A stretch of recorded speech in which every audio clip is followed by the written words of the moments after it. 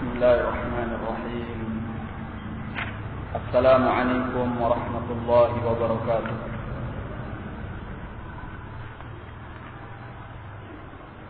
إن الحمد لله نحمده تعالى ونستعينه ونستغفره ونعوذ بالله من شرور أنفسنا وسيئات أعمالنا. من يهده الله فلا مضل له ومن يضلل فلا هادي له. أشهد أن لا إله إلا الله وحده لا شريك له وأشهد أن محمدا عبده ورسوله. أما بعد، فيقول ربنا تبارك وتعالى: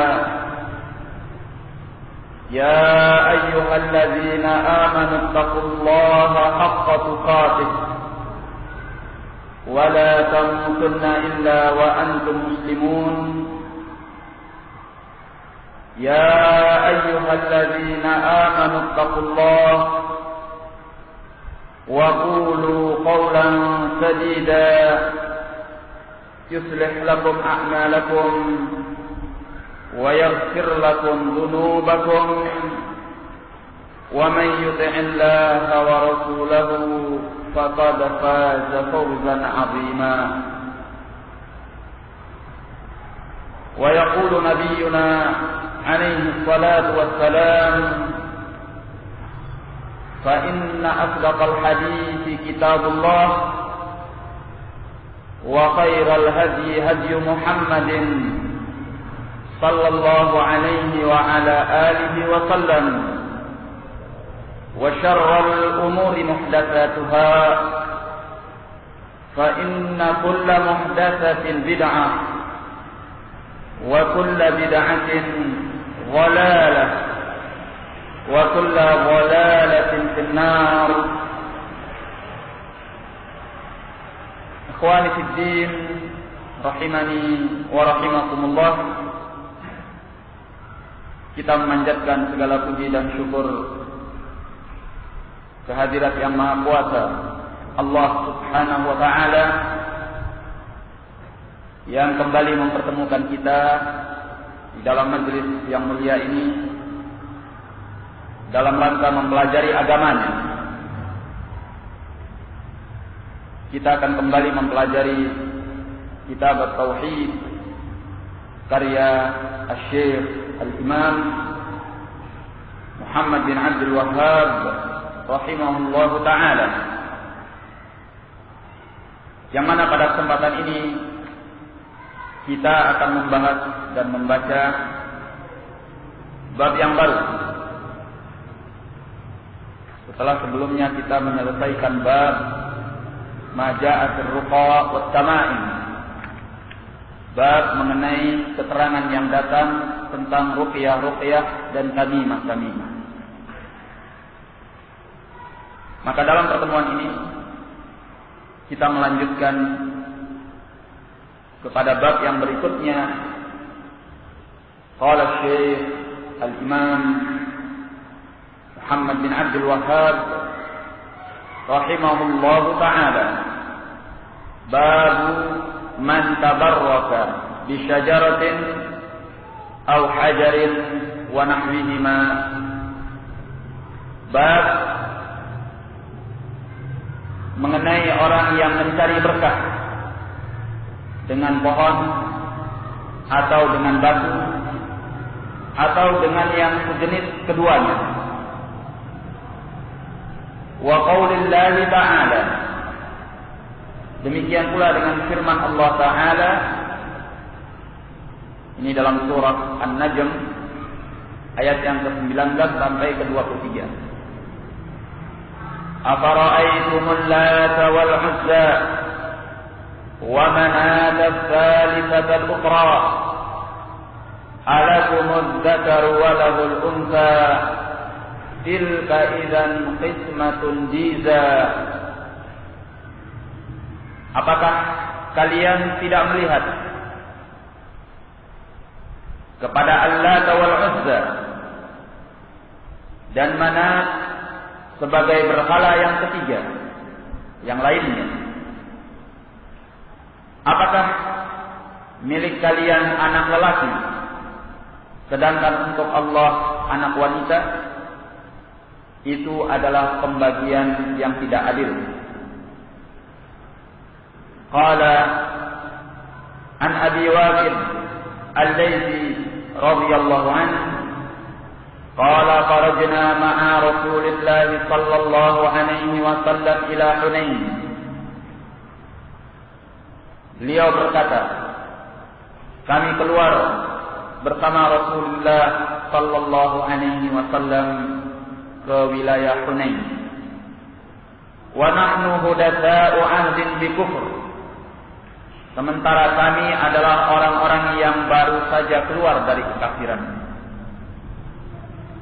Walil musyrikina sidratun ya'kufuna indaha. Dan bagi orang-orang musyrik ada sebuah pohon bidara yang mereka beriktikaf di sisinya. Wa yanquna biha aslihatahum, dan mereka menggantungkan padanya senjata-senjata mereka. Yuqalu laha Zatu Anwar, yang namanya disebut dengan Zatu Anwar, tempat gantungan. Famarorna bisidrah, lantas kami pernah melewati sebuah pohon bidara. Faqulna ya Rasulullah, maka kami berkata, wahai Rasulullah, ij'al lana Zata Anwar kama lahum Zatu Anwar. Jadikanlah untuk kami pohon Zata Anwar sebagaimana mereka mempunyai pohon Zatu Anwar. Faqala Rasulullah sallallahu alaihi wasallam, maka Rasulullah sallallahu alaihi wa ala alihi wasallam bersabda, Allahu akbar, innamas sanan, sesungguhnya itu adalah kebiasaan-kebiasaan. Qultum walladzi nafsi biyadihi, kalian telah mengucapkan demi zat yang jiwaku berada di tangannya. Kama qalat Banu Israil li Musa, sebagaimana yang dikatakan oleh Banu Israil kepada Musa alaihi salam, ij'al lana ilahan kama lahum alihah. Jadikanlah untuk kami sebuah sesembahan sebagaimana mereka mempunyai sesembahan-sesembahan. Qala innakum qaumun tajhalun, maka Musa alaihi salam mengatakan, sesungguhnya kalian adalah suatu kaum yang bodoh. Al-A'raf ayat 138. Kemudian beliau bersabda, la tarkabunna sanana man kana qablakum, niscaya kalian akan mengendarai, kalian akan menjalani kebiasaan-kebiasaan dari orang-orang yang sebelum kalian. Rawahu Tirmidzi wa shahhaha. Ini diriwayatkan oleh At-Tirmidzi dan disahihkan oleh beliau. Nah,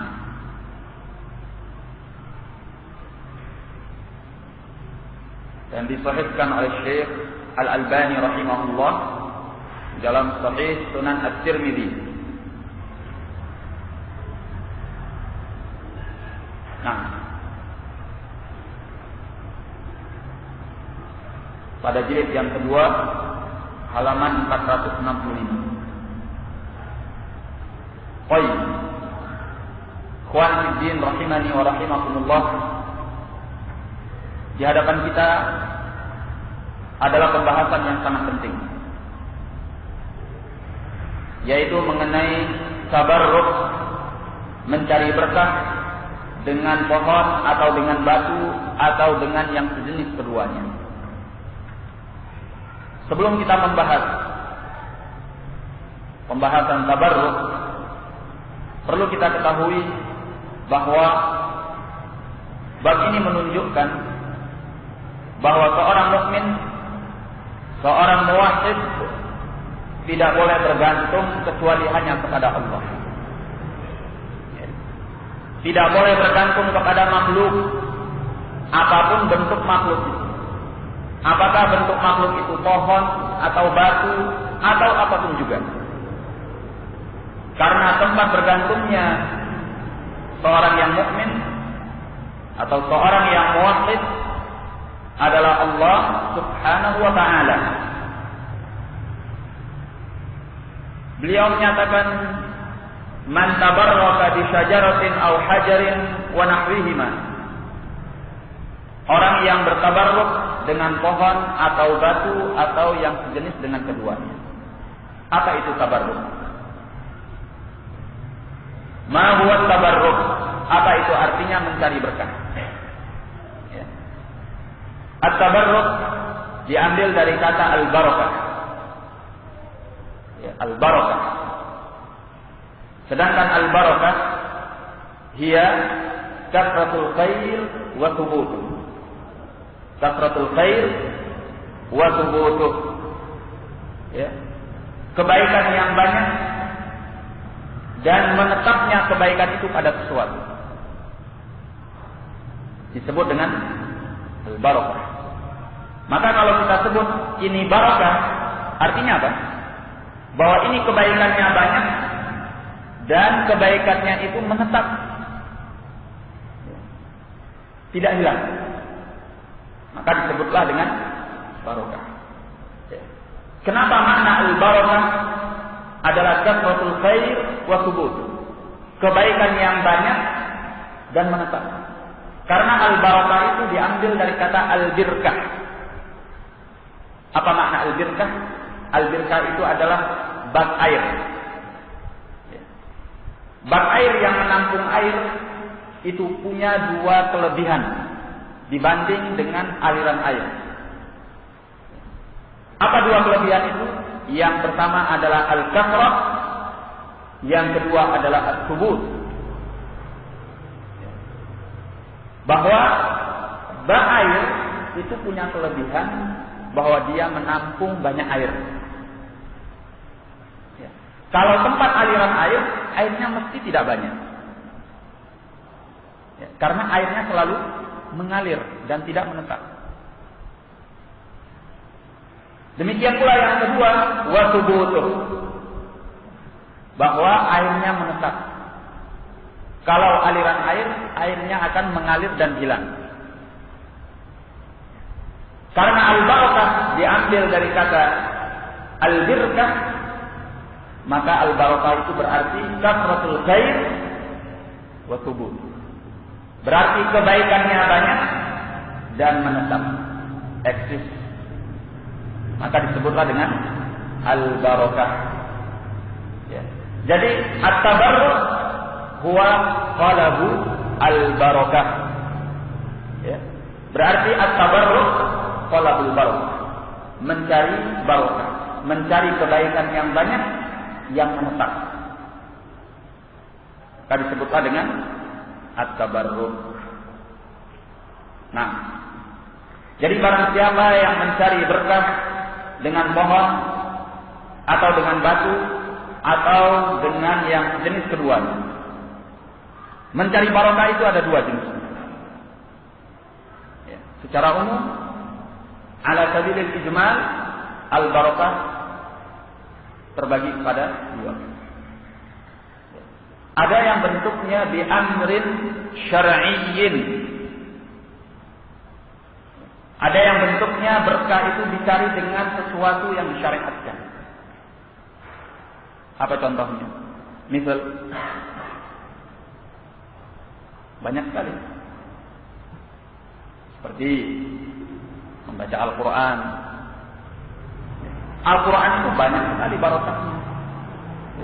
Barang siapa yang berpegang dengan Al-Quran, maka akan selamat hidupnya di dunia wal akhirah. Sahih. Iya. Orang yang berpedoman dengan Al-Quran akan selamat hidupnya di dunia dan di akhirat. Barokah. Demikian pula orang yang membaca Al-Quran, likulli harfin asyru hasanat. Bagi setiap satu huruf ada 10 kebaikan. Ada 10 kebaikan. Dan ini adalah barokah. Kenapa? Karena dia mempersingkat waktu, ya, menghemat tenaga, tapi kebaikannya banyak. Allah tidak membalasi orang yang membaca Al-Quran itu pada setiap huruf dengan 1 kebaikan. 1 hurufnya 10 kebaikan. Ya. Bukan 1 kata 1 kebaikan, 1 huruf. Ya. Bukan 1 kalimat 1 kebaikan, 1 huruf. Ya. Bayangkan, 1 kata itu ada berapa huruf? Ya. Terkadang ada 4, terkadang ada 5. Itu baru 1 kata. Bagaimana dengan 1 kalimat yang terkadang tersusun dari 2, 3, 4, 5 kata? Berarti kasratul khair wa tubur. Berarti kebaikannya banyak dan menetap. Maka inilah barokah. Ya. Makanya Allah menyatakan di dalam surah Qaf ayat yang ke-29, "Inna anzalna ilaika kitabun mubarak." Sungguhnya kami telah menurunkan kepadamu kitab yang diberkati. Nah, kemudian yang kedua, yaitu mencari berkah yang diperoleh dengan bi'amrin maksud. Bi'amrin maksud, yaitu dengan sebuah perkara yang bisa ditangkap oleh panca indera kita. Contohnya seperti apabila kita menggunakan sesuatu yang kebaikannya banyak, sesuatu yang sedikit tetapi keberkatannya banyak, seperti apa yang terjadi di masa Rasulullah sallallahu alaihi wa ala alihi wasallam tatkala beliau alaihi salatu wassalam mendapati sedikit makanan, tetapi makanan yang sedikit itu menjadi cukup untuk orang banyak. Berarti apanya yang lebih? Barokahnya. Ya, yang lebih adalah barokahnya.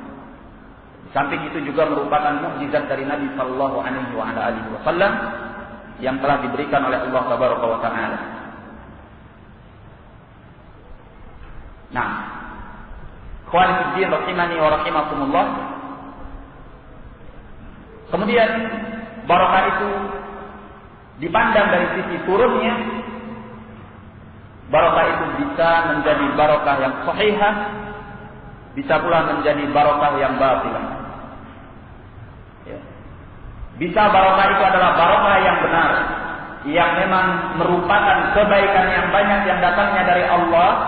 Bisa pula barokah itu adalah barokah batilah, mauhumah, yang hanya sekedar pengkhayalan dari syaitan atau bantuan dari syaitan dan bukan kebaikan dari Allah.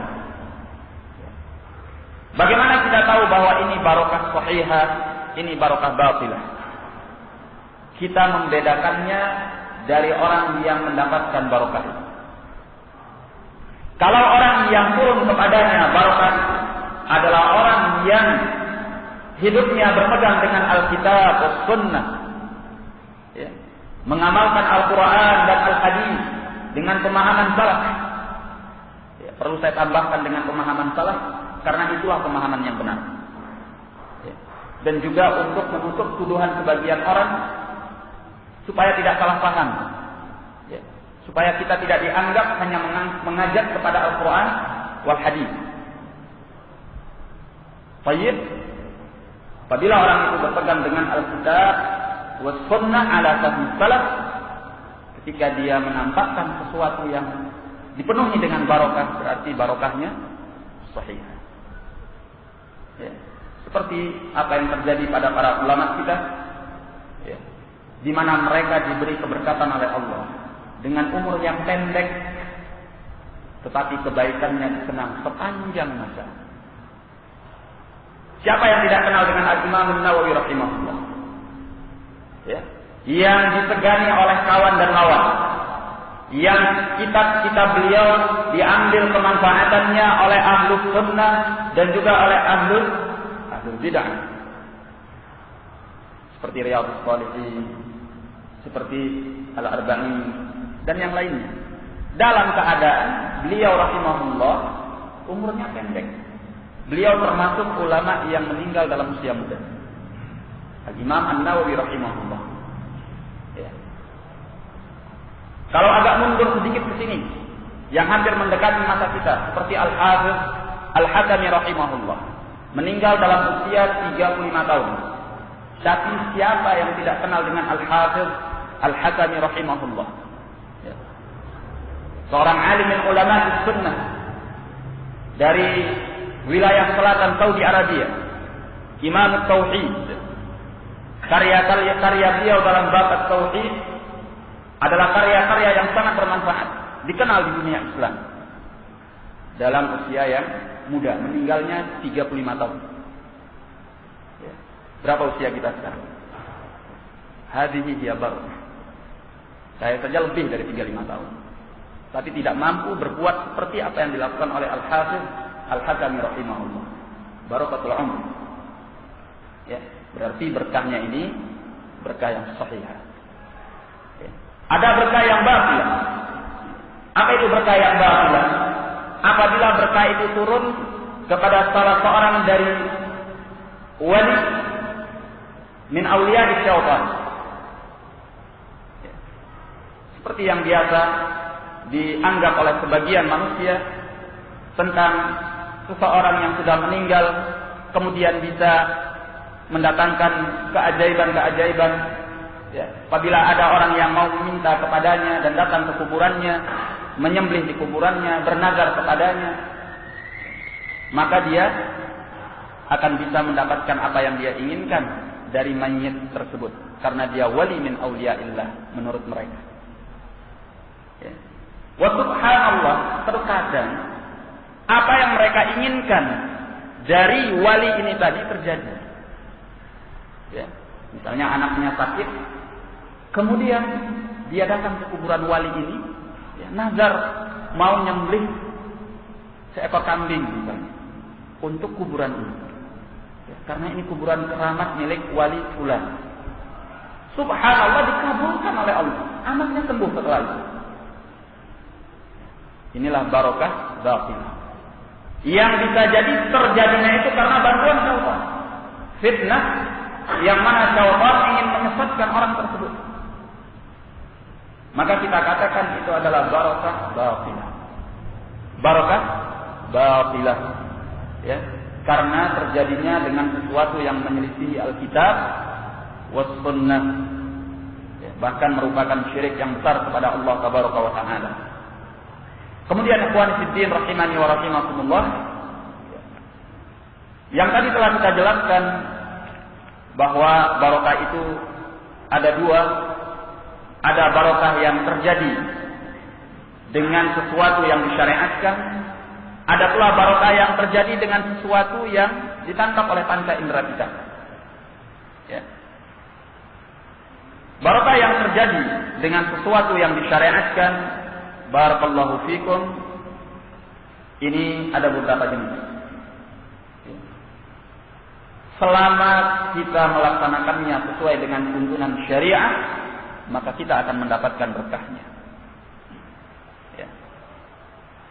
Yang pertama adalah mencari berkah dengan perbuatan, ucapan, dan keadaan yang disyariatkan, yang ada dalilnya.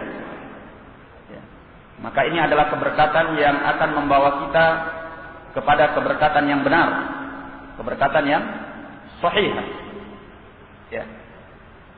Adapun contohnya, kalau itu ucapan seperti zikrullah, zikir kepada Allah, ya, yang dinyatakan oleh Nabi Sallallahu Alaihi Wasallam, tidaklah satu kaum berkumpul di dalam sebuah rumah dari rumah-rumah Allah dalam rangka membaca kitabullah, ya, dan mereka mempelajari kitabullah melainkan turun kepada mereka rahmat Allah, turun kepada mereka ketenangan. Mereka diliputi oleh al-malaikah dan mereka disebut-sebut Allah pada orang-orang yang ada di sisinya, yaitu al-malaikah. Dipuji-puji oleh Allah. Ya, berarti ini barokah dari zikir. Ya, 4 keutamaan yang disebutkan dalam hadis Abi Hurairah. Ya. Ada pula riwayat lain yang menyatakan man zakarani fi nafsihi zakartuhu fi nafsi. Ya. Hadis qudsi. Allah menyatakan barang siapa yang mengingat aku di dalam dirinya, aku akan ingat dia di dalam diriku. Ya. Zikir kepada Allah Tabaraka wa Ta'ala. Ada pula riwayat dalam Sahih Al-Bukhari yang menyatakan kalimatani khafifatani fil lisan thaqilatani fil mizan. Ada 2 kalimat yang gampang diucapkan oleh lisan tetapi timbangannya berat di sisi Allah. Subhanallah wa bihamdih. Kemudian subhanallahil azim. Ya, ini semua adalah zikrullah yang barokah. Ya, ini dari sisi ucapan. Demikian pula dengan tilawatul Quran yang telah kita sebutkan tadi. Ya, ini adalah dalam bentuk ucapan. Adapun dalam bentuk perbuatan, seperti seorang yang mencari ilmu. Ya. Perbuatan mencari ilmu itu banyak sekali barokahnya. Ya. Di antara barokahnya adalah mendapatkan keutamaan majelis zikir. Seperti yang tadi telah disebutkan. Kalau seandainya orang yang hadir di majelis ilmu ini tidak mendapatkan keutamaan lain, kecuali hanya keutamaan majelis zikir yang telah kita sebutkan tadi, itu sudah cukup untuk menunjukkan barokahnya. Ya. Di mana pada majelis itu turun rahmat Allah, turun ketenangan dari Allah, diliputi oleh al-malaikah, kemudian dipuji-puji oleh Allah di kalangan al-malaikah. Ya. Amalan mana lagi yang bisa kita mendapatkan keutamaan seperti ini? Ya. Jadi ini barokah talabul ilm. Belum lagi keberkatannya yang masih banyak. Di antaranya adalah sabda Nabi sallallahu alaihi wasallam, "Man yuridillahu bihi khairan yufaqihuhu fid din." Ya. Barang siapa yang Allah inginkan padanya kebaikan, Allah pahamkan dia tentang agamanya. Maka orang yang mencari ilmu berarti Allah inginkan padanya kebaikan. Orang yang tidak mau mencari ilmu berarti Allah inginkan padanya kejelekan. Itu mafhumul hadis. Ya.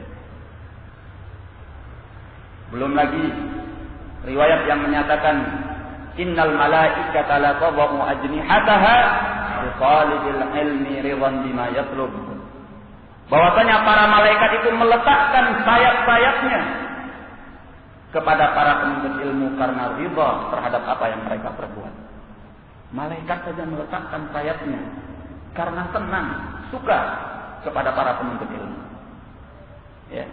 Belum lagi orang-orang yang menuntut ilmu dan mengajarkan ilmu. Disebutkan di dalam riwayat di mana makhluk-makhluk yang ada di muka bumi ini memintakan ampun untuknya, sampai ikan di tengah laut pun memintakan kepadanya ampun. Semoga Allah mengampuni dia. Ya. Ini perbuatan yang barokah. Ya. Menuntut ilmu itu banyak sekali keberkatannya. Yang kita sebutkan ini adalah sedikit dari sekian keutamaan menuntut ilmu yang merupakan keberkatan yang diberikan oleh Allah Tabaraka wa Ta'ala. Ya. Contoh keadaan yang diberkati, yang ada dalilnya, yaitu al-istima' ala ta'am. Ya. Kondisi di mana kita makan bareng, ngumpul. Ya. Itu keadaan yang diberkati. Ya. Makanya An-Nabi alaihi salatu wassalam menyebutkan di dalam riwayat Imam Ahmad, Abu Dawud, Ibnu Majah, dan disahihkan oleh Syekh Al-Albani rahimahullah di dalam Sahih Abi Dawud. Ya. Beliau mengatakan, "Istami'u ala ta'anikum wadhkuru ismallahi 'alaikum wadhkuru ismallahi 'alaihi yubarik lakum fi. Kata beliau alaihi salatu wassalam, berkumpullah kalian atas makanan kalian dan sebutlah nama Allah atasnya, niscaya Allah akan memberikan kalian berkat karena keadaan yang demikian. Ya. Sebenarnya ini keadaan yang Islami kalau makan, ngumpul bareng, sama-sama, satu nampan 5 orang, satu nampan 10 orang. Cuma masalahnya sekarang ini kita sudah terbiasa dengan tradisi barat. Makan sendiri-sendiri, dewe-dewe. Ya. Nggak mau peduli dengan yang lain. Yang sini makannya kenyang dengan lauk yang enak, yang ini juga begitu. Ya. Kalau sakit sendiri. Ya. Barakallahu fikum. Ini adalah gambaran tradisi mereka yang hidup secara individual. Sementara Islam itu mengajarkan kebersamaan, termasuk di dalamnya masalah makan. Yang dikatakan oleh Nabi sallallahu alaihi wasallam, yubarik lakum fi. Allah akan berkati kalian padanya kalau kalian makan secara bersama-sama. Nah, ya kita berupaya lah insyaallah setelah ini setiap ada momentum, kesempatan ya, di mana kita bisa makan bersama, maka kita akan makan bersama supaya diberkati oleh Allah Subhanahu wa taala. Ini ya. Contoh lain misalnya seperti makan dari pinggir makanan, ya, dan tidak memulai makan itu dari tengahnya, mulai dari pinggirnya dulu, ya, yang paling dekat dulu, jangan langsung ke tengahnya. Sebagaimana yang dinyatakan oleh Nabi Sallallahu Alaihi Wasallam, beliau menyatakan al-barakatu tanzilu fi waqti at-ta'am, fakulu min hafatain wala ta'kulu min wasfih. Keberkatan itu turun di tengah makanan. Namun kata beliau, mulailah makan dari pinggir-pinggirnya. Dan jangan kalian makan dari tengahnya. Ya, mulai dari tengah, ya kan? Kemudian baru ke pinggir. Ini kurang tepat. Tapi mulailah dari pinggir baru ke tengah. Nah, demikian pula misalnya keadaan lain, yaitu menjilat jari jemari setelah makan. Ya. Yang diajarkan oleh Nabi sallallahu alaihi wasallam sebagaimana di dalam riwayat Al-Bukhari, di dalam riwayat Al-Imam Ahmad, beliau alaihi salatu wassalam memerintahkan untuk menjilat jari jemari kita. Kemudian kata beliau, fa innahu la yadri fi ayyatihinnal barakah. Karena dia tidak tahu fi ayyatihinnal barakah. Keberkatannya itu di yang mana dari makanan tersebut. Jangan-jangan di makanan yang nempel di tangannya, yang nempel di jarinya. Maka makanlah. Makanya kita diperintahkan untuk menjilat jari. Dan ini juga pelajaran bagi kita untuk bersikap rendah hati dan tidak angkuh. Ya. Walaupun makanan itu adalah makanan sisa yang berada di tangan kita, kita mau memakannya, tidak langsung mencelup. Ya. Terkadang sebagian kita merasa, ya, mungkin jijik, mungkin juga ada dalam hatinya keangkuhan, sehingga tidak mau makan makanan sisa yang ada di tangannya. Apalagi kalau dilihat oleh orang lain. Dibilang rakus lah nanti, kan gitu. Atau dibilang kurang makan. Al-muhim, as-sunnah mengajarkan kepada kita untuk menjilatnya karena kita tidak tahu di mana keberkatan itu terletak. Nah, kemudian yang kedua, tadi yang pertama adalah mencari keberkatan dengan ucapan, perbuatan, keadaan yang disyariatkan. Yang kedua adalah at-tabarruk bil amkinah. Mencari keberkatan dengan tempat-tempat yang disyariatkan. Ya. Ada tempat-tempat yang dijadikan oleh Allah Tabaraka wa Ta'ala memiliki keberkatan yang cukup banyak sekali. Kebaikannya banyak yang bisa diraih oleh seorang yang mukmin. Di antaranya adalah masjid. Masjid ini. Keberkatannya banyak sekali. Ya. Di mana masjid itu adalah rumah Allah Tabaraka wa Ta'ala. Yang kita tidak ragu bahwa rumah Allah ini penuh dengan keberkatan. Makanya salah satu golongan yang dilindungi oleh Allah di bawah naungannya pada hari kiamat nanti, yaitu pada hari yang tidak ada naungan kecuali naungan Allah, di saat matahari itu hanya 1 mil dari atas kepala-kepala manusia. 1 mil itu adalah, sudah saya pernah sebutkan ya, seukuran, tahu apa, ujung besi pengambil celak itu, tahu tempat celak yang dari besi itu kan ada besi pengambilnya ya. Nah, ujungnya yang muntik itu disebut dengan mil. Cuma jarak segitu. Bayangkan, kita saja yang di dunia ini merasakan sedemikian panas di tengah terik matahari yang sedemikian hebat dalam keadaan jaraknya jauh sekali. Ya, ini 1 mil. Yang mana pada hari itu setiap orang akan ditimbun dengan keringatnya masing-masing sesuai dengan amalnya. Ada yang keringatnya sampai ke leher, ada yang sampai ke dada, ada yang sampai ke perut, dan selanjutnya.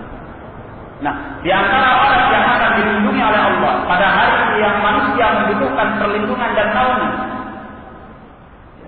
adalah seorang yang yata'allaqu qalbuhu bimada bil masajid. Yang hatinya itu bergantung, terikat dengan masjid, selalu ingin masuk ke dalam masjid untuk ibadah sama Allah. Ini orang yang akan mendapatkan perlindungan pada hari itu dengan naungan Allah. Masjid ini banyak keberkatan. Terlebih lagi ada 3 masjid. Masjid apa itu? Masjidil Haram, Masjid Nabawi, kemudian Al-Masjidil Aqsa. Berapa nilainya kalau kita salat di Masjidil Haram dibandingkan dengan masjid-masjid yang lainnya? Berapa? 100.000 kali lipat. Ya. Kalau Masjidil Haram,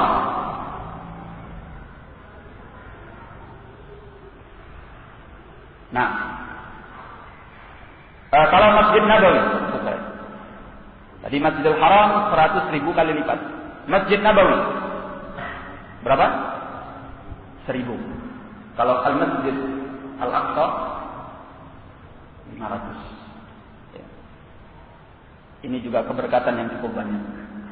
Jadi kalau sempat bisa dipanjangkan atau diberi kesempatan oleh Allah ya, untuk bisa haji atau umrah, memang jangan dilewatkan kesempatan untuk sholat sebanyak-banyaknya di Masjidil Haram atau di Masjid Nabawi. Itu nilainya tidak terhingga. Ya. Bayangkan satu sholat di Masjidil Haram itu laksana 100.000 kali sholat di masjid yang lainnya. Di mana akan kita dapatkan? Kalau kita berada di selain Masjidil Haram, tidak akan ada. Ya. Kita bisa mempersingkat waktu dan menghemat tenaga. Karena keberkatannya banyak. Ya. Sekali sholat nilainya seperti 100.000 kali sholat. Demikian pula Masjid Nabawi, 1 kali sholat 1.000 kali lipat. Ya. Al-Masjidil Aqsa 500 kali lipat. Dibanding kita menghabis-habiskan waktu melihat tempat sejarah ini, sejarah itu, dan lain sebagainya, yang belum tentu ada faedahnya untuk kita. Ya. Cukuplah kita sudah tahu bahwa terjadi demikian. Ya. Kita banyak sholat di Masjidil Haram itu jelas manfaatnya untuk tabungan kita di akhirat kelak. Demikian pula di Masjid Nabawi. Apalagi orang yang sudah berulang-ulang hajinya atau umrohnya. Untuk apa dia sering-sering ke tempat-tempat bersejarah itu tadi? Yang dia tidak mendapatkan apa-apa, tidak akan mendapatkan pahala, tidak ada jaminannya, tidak dari hadis, tidak pula dari Al-Quran. Tapi kalau ini jelas, ya. Orang yang sholat 1 kali sholat di Masjid Al-Haram 100.000 kali lipat, di Masjid Nabawi 1.000 kali lipat, di Masjid Al-Aqsa 500 kali lipat. Nah, ikhwani fiddin rahimani wa rahimakumullah. Ya, ini tempat. Ya, masih ada lagi tempat-tempat yang memang diberkati oleh Allah Tabaraka wa Ta'ala. Ya. Bahkan yang lebih luas daripada masjid, seperti misalnya kita tinggal di Mekah dan di Madinah, yang merupakan kota suci, tanah suci, yang telah dijadikan suci oleh Rasulullah Sallallahu Alaihi Wasallam. Ini keberkatannya banyak. Nah, demikian pula yang ketiga adalah at-tabarruk bil azminah, mencari berkah dengan masa tertentu yang memang disyariatkan, dengan cara yang disyariatkan pula. Seperti apa? Seperti apa? Seperti bulan Ramadan. Ya. Bulan Ramadan itu adalah bulan berkah. Banyak sekali keberkatannya. Man shoma Ramadhana imanan wa ihtisaban ghufira lahu ma taqaddama min dhanbihi, kata Nabi. Barang siapa yang berpuasa di bulan Ramadan karena iman dan karena mengharapkan pahala dari Allah, diampuni apa yang telah lalu daripada dosanya. Demikian pula man shoma Ramadhan imanan wa ihtisaban ghufira lahu ma taqaddama min dhanbihi. Barang siapa yang melaksanakan qiyamul lail, salat tarawih di bulan Ramadan karena iman dan mengharapkan pahala dari Allah, diampuni dosanya yang telah lalu. Ya. Ini bulan Ramadan. Di dalam bulan Ramadan itu ada satu waktu yang sangat besar keberkatannya. Apa itu? Lailatul Qadar. Yang dinyatakan oleh Allah di dalam Al-Quran, khairun min alfi syahr. Kebaikannya itu lebih baik daripada 1000 bulan. Ya. Makanya kita diperintahkan oleh Nabi Sallallahu Alaihi Wasallam untuk mencari malam Lailatul Qadar pada malam-malam ganjil, malam 21, malam 23, malam 25, malam 27, malam 29. Ya. Bersungguh-sungguh untuk mencari kebaikan malam Lailatul Qadar yang kebaikannya jauh lebih baik dari 1000 bulan. Bahkan Nabi Sallallahu Alaihi Wasallam untuk mencari malam Lailatul Qadar itu, beliau di 10 malam terakhir melaksanakan i'tikaf, menghidupkan malamnya, ya, menjauhi keluarganya. Artinya menjauhi keluarganya, beliau tidak lagi melakukan hubungan suami istri. Ya. Dan juga beliau alaihi salatu wassalam bersungguh-sungguh di dalam beribadah kepada Allah Tabaraka wa Ta'ala. Nah, ini yang ketiga, yaitu mencari berkah dengan masa-masa yang memang disyariatkan untuk kita mencari berkah. Baik. Berarti ada 3. Ya. Pertama adalah mencari berkah dengan ucapan, perbuatan, dan keadaan yang disyariatkan. Ya. Dan ini pun selama ada dalilnya. Yang kedua, mencari berkah dengan tempat yang disyariatkan, dengan cara yang disyariatkan. Ya. Yang ketiga adalah dengan waktu yang disyariatkan, dengan cara yang disyariatkan. Kenapa harus kita kaitkan selalu dengan sesuatu yang disyariatkan? Karena kalau tidak disyariatkan, kita tidak bisa mengada-ada bahwa ini punya barokah. Dari mana kita tahu bahwa ini ada barokahnya? Dari mana? Kita tahu ini ada barokahnya karena ada pemberitaan dari Allah dan Rasulnya. Coba lihat apa yang dikatakan oleh Umar Ibn Khattab tatkala beliau mencium Al-Hajarul Aswad. Apa kata beliau? Wallahi ya hajar, inni la a'lamu annaka hajar. Falaula anni ra'aitu Rasulullah sallallahu alaihi wasallam yuqabbiluka ma qabbaltuka. Apa kata beliau? Demi Allah wahai bangsa. Kalau bukan karena aku melihat Rasulullah sallallahu alaihi wasallam menciummu, niscaya aku tidak akan pernah mau menciummu. Ya, fa innaka la tanfa'u wa la tadur, karena engkau tidak bisa mendatangkan manfaat, tidak bisa menolak mudarat. Kita mencium Al-Hajarul Aswad itu karena kita melihat Nabi Bukan karena ada keberkatannya nanti akan mendapatkan kebaikan ini, kebaikan itu. Ya sekedar cium, setelah itu lanjutkan tawafnya. Ya. Tapi karena kebodohan, kalau kita melihat sebagian muslimin atau bahkan banyak dari kalangan kaum muslimin, kalau sudah di Al-Hajarul Aswad itu luar biasa. Ya begitu masuk kepalanya bosok-bosok. Barangkali sampai lecet gitu mencium Al-Hajarul Aswad. Kita tidak tahu apa yang dia lakukan, lama sekali jalan Al-Hajarul Aswad.